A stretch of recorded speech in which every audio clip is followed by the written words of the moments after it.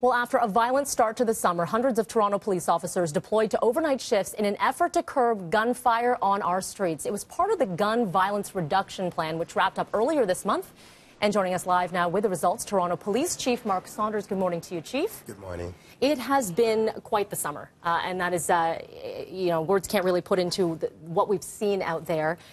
How has it all gone for you, for the officers? Well, I agree with you. It has been an interesting summer. In fact, an interesting year when it comes to the gunplay that's happened in the city.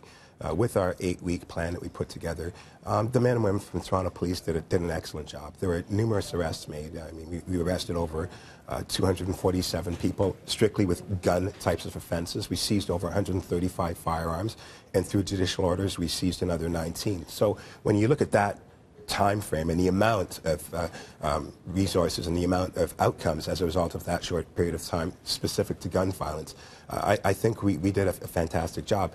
But we still have a long way to go. There's still a lot more things that need to be put in play if we're going to be successful. Those numbers you would attribute directly to having those officers on hand during those hours, or is it complementary to what we already have out there?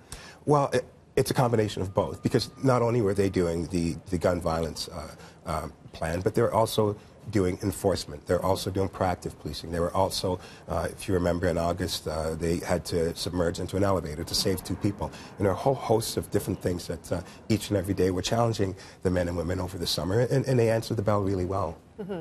What has it been like for the officers and the response from them being out there working the additional hours and shifts that typically wouldn't be seen?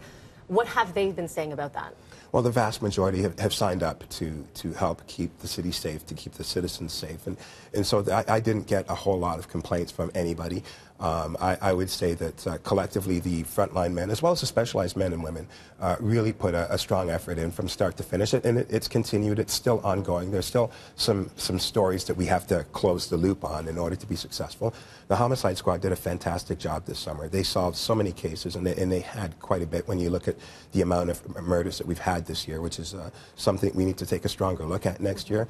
But by and large, they did a fantastic job this summer. What is the biggest concern? So moving forward, this was, an 8-week period, an 8-week program, but the biggest concern or the biggest priority now moving forward, what is that for Toronto Police? It's a continuation of the narrative, and I'm hoping that we don't all fall back into people get shot, police go arrest people. We have to look at those 3 buckets. We have to look at the front end, the middle end, the enforcement piece, and the back end.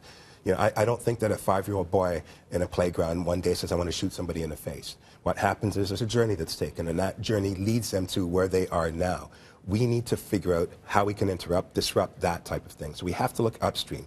And no mistake about it, there are people right now that need to be apprehended. They're past that point. They need to be apprehended. They're a danger to themselves, they're dangerous to the public, and they're dangerous to others. So it's not about being soft, but it's about being smart.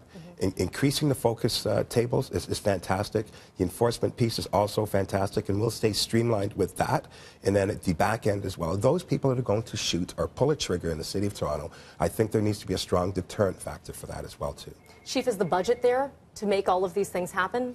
Well, the budget discussion is coming up very soon. I'm looking forward to make my pitch to see exactly where I think the funds should go when it comes to keeping the community safe.